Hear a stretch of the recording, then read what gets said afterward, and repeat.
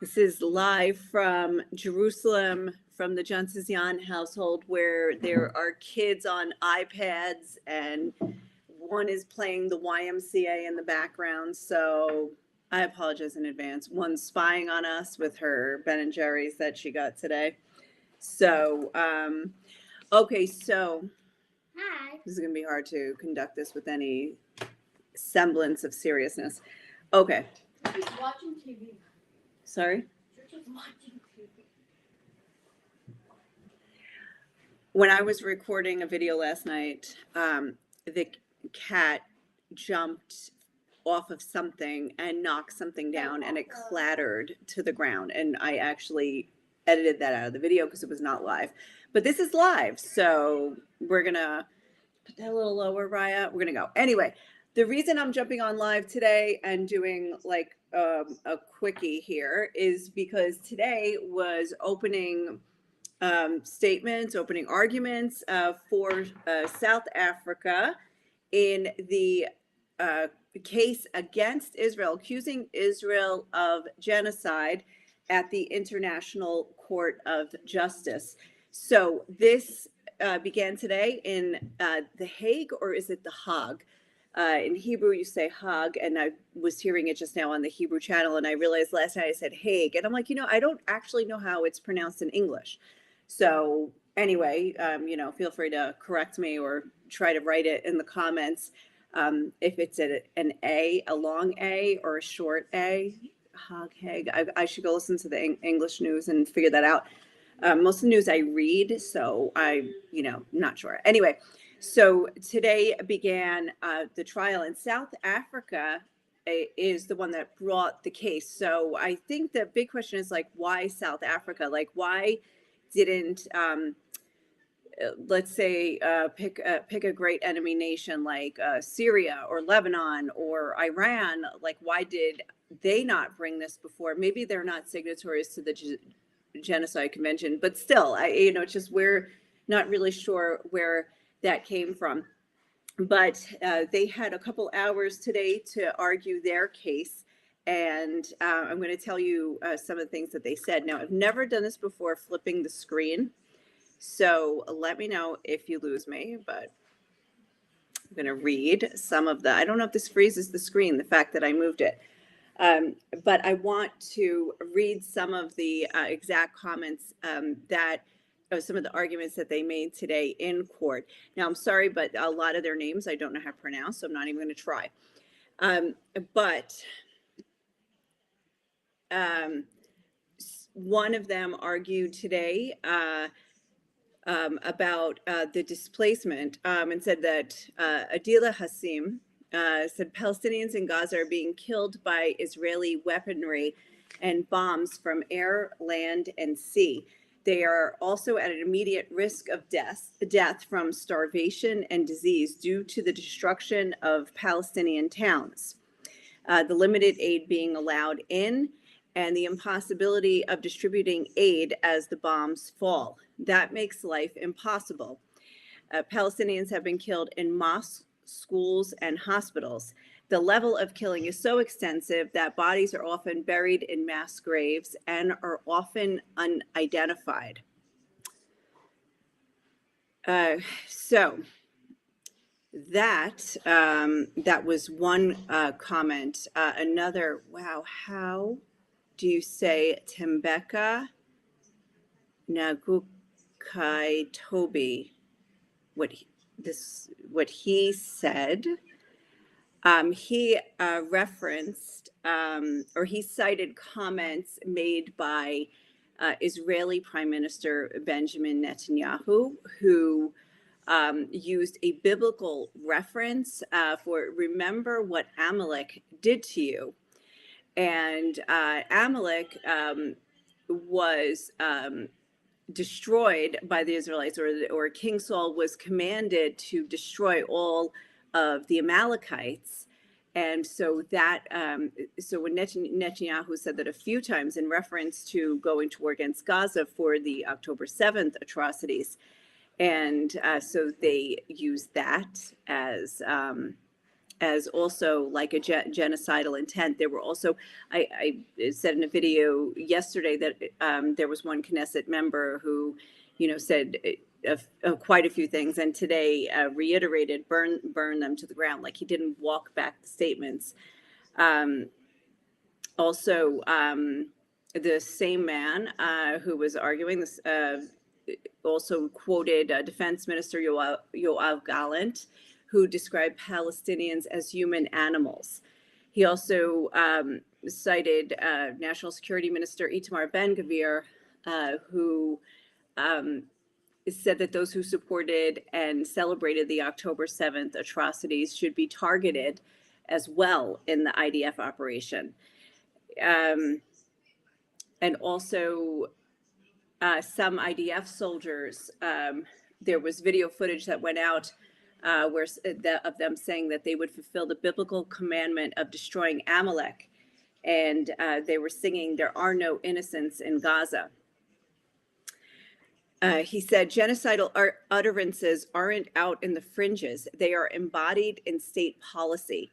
The intent to destroy is understood by soldiers on the ground. Any suggesting that Israeli officials did not mean what they said or were misunderstood by soldiers on the ground should be rejected by the court.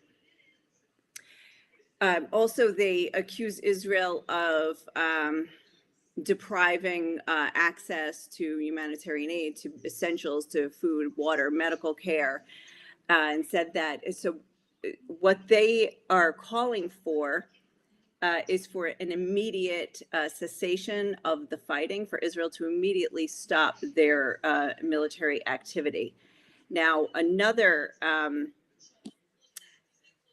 woman, one of the lawyers, a woman from Ireland, she actually, she specifically mentioned women and the cases of women. And she said that this is the violence inflicted on women and children specifically. And she said that Gaza, what's happening in Gaza represents an international failure. And that it did not happen in a vacuum, but that it had been going on even before. So these are several of the arguments that were laid out today. Now, tomorrow will be Israel's chance for their rebuttal. And today, Prime Minister Benjamin Netanyahu said, like, he put out a statement today, and he said that we saw an upside down world in which the state of Israel is accused of genocide at a time when it is fighting genocide. He recounted the horrific crimes against humanity. They slaughtered, raped, burned, dismembered, beheaded children, women, the elderly, young men and young women. He also said that Hamas carried out the worst crime against the Jewish people since the Holocaust.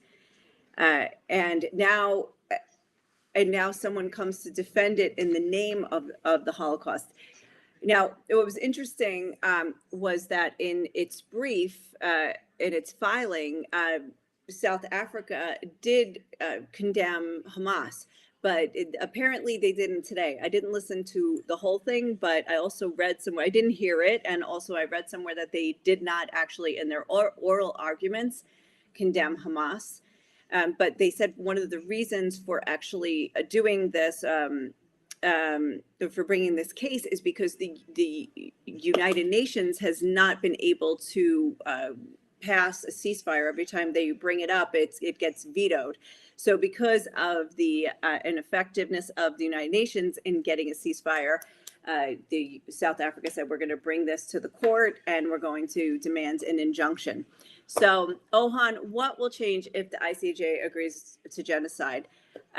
Well, there could be actual legal repercussions if any country that is party to the Genocide Convention decides to go along with that. They could actually have legal charges. I think in previous court cases there that have been, and maybe, I'm not sure if it was the ICJ or the ICC, there were concerns that in any Israelis, like when they went against like the army, and if anybody who was in the army went into this other country, they could actually be arrested.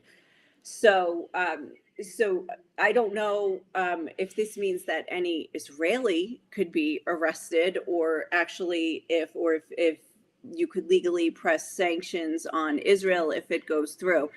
But that remains to be seen. I haven't actually heard anywhere, with all the reporting out there, I haven't read or understood what could be the full implication. Now, I listened to a really good South African podcast about this, and it was like, but a professor who was interviewed, and I have to go back and listen to it again and see if he said, anyway, it was very interesting to hear his perspective.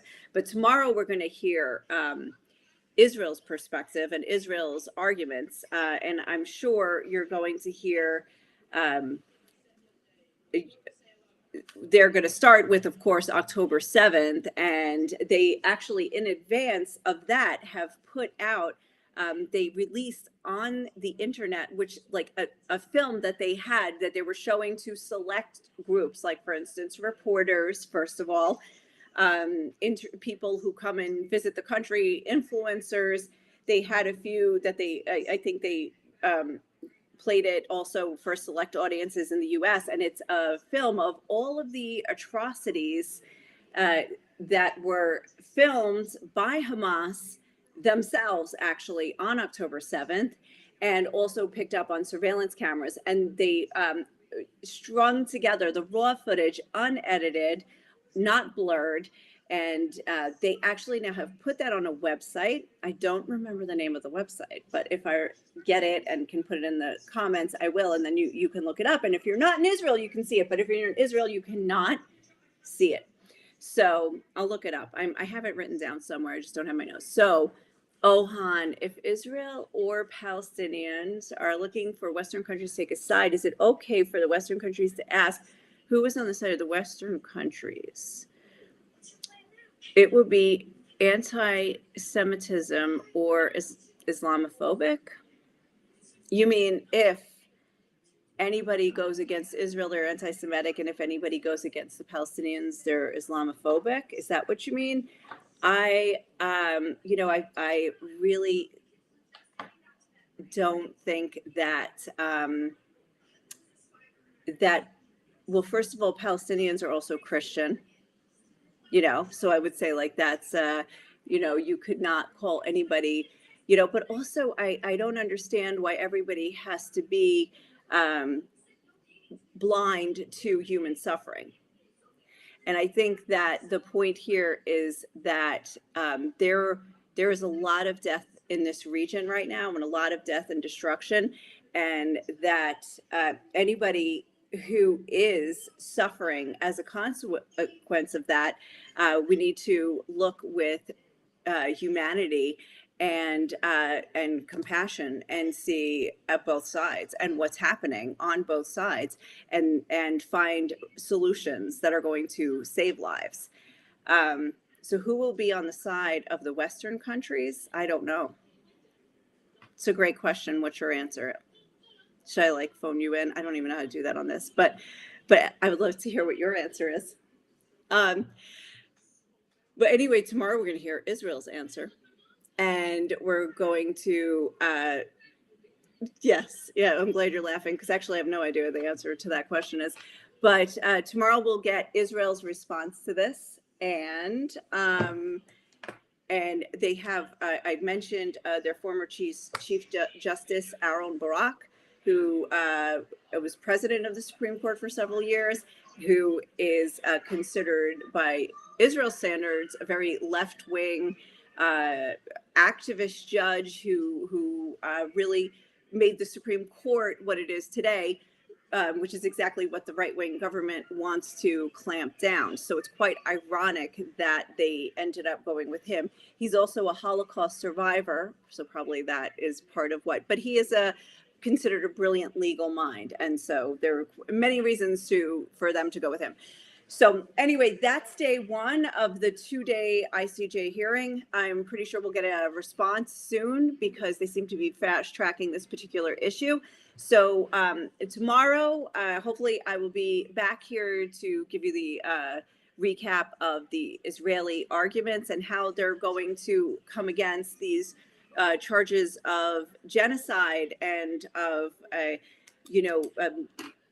leaving innocents to die and leaving them homeless and bombing civilian, they say civilian places like mosques, schools. That were, this is what was mentioned there. They bomb civilian places, so they're going after not just combatants, but they're going after the regular people, which means they should be held to a standard of genocide. So Israel's got to defend themselves against that. And I'm sure they have their arguments, and we'll hear them tomorrow. And hopefully I will let you know. But anyway, thank you for tuning in. And go check out the story. Go read it in your trusted news source and find out what happened. Anyway, have a great day wherever you are. And I'll check back tomorrow.